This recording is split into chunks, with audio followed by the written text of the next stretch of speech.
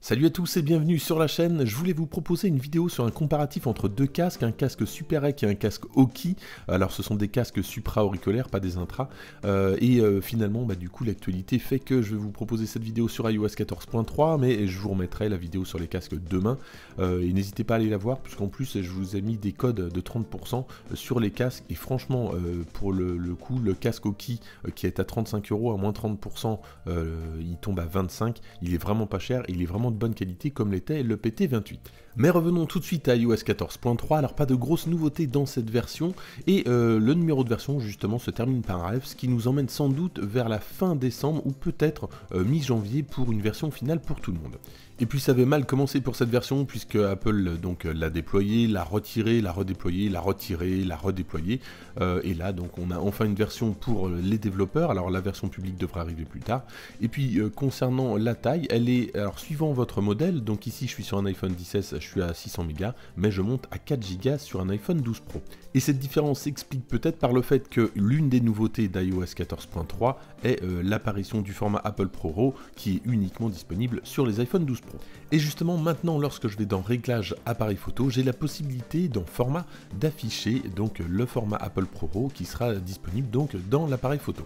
Donc ça nous explique que l'Apple ProRAW est un format 12 bits qui étend la plage dynamique au sein du fichier, et lorsqu'on va retourner dans l'appareil photo, regardez, j'ai la possibilité d'activer ou non l'Apple ProRAW juste ici.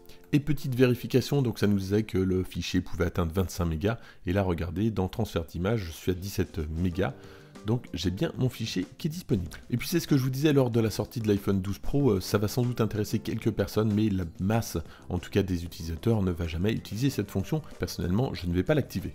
Une fois que vous avez pris votre photo en RAW, regardez, en haut à gauche, on a bien l'icône RAW. Dans les réglages, Apple expliquait que ça améliorait la flexibilité pour la modification de l'exposition, notamment, honnêtement, j'en sais pas plus.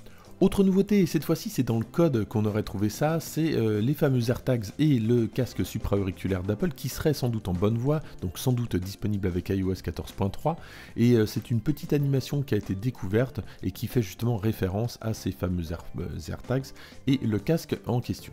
Autre nouveauté, ça concerne l'application santé, et une nouvelle rubrique fait son apparition, c'est la rubrique grossesse. Dans cette rubrique, on va pouvoir rajouter certaines données, notamment de services tiers.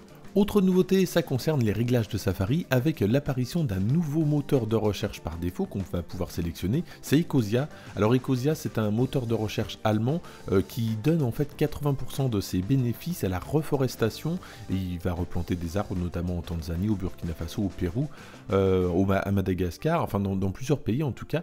Et en fait, ce qu'ils ont l'air de dire, c'est que 45 recherches faites par Ecosia équivaut à un arbre. Alors ça me paraît beaucoup, mais en tout cas ça paraît plutôt sympa.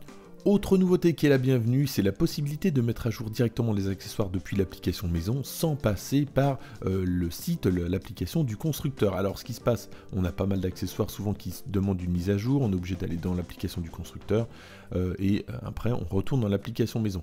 Personnellement, j'ai quelques accessoires qui demandent une mise à jour, j'ai tenté, alors ça ne fonctionne pas en tout cas chez moi, j'espère que ça sera bientôt corrigé, en tout cas j'attends cette mise à jour avec impatience. Et puis pour terminer, donc iOS 14.3 devrait prendre en charge la nouvelle manette DualSense pour PS5 et puis la manette Luna. Voilà donc pour cette mise à jour iOS 14.3 bêta 1, on est loin de la version finale, donc ça nous laisse quand même pas mal de temps, et puis pour le moment j'ai pas rencontré de problème de fluidité, de crash, d'application qui ne se lançait pas.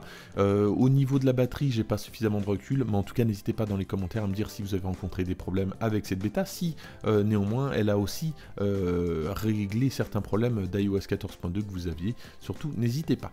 Merci d'avoir suivi cette vidéo, n'hésitez pas à la liker, à la partager si ça vous a plu, à vous abonner si c'est pas déjà fait, et moi je vous dis à très bientôt.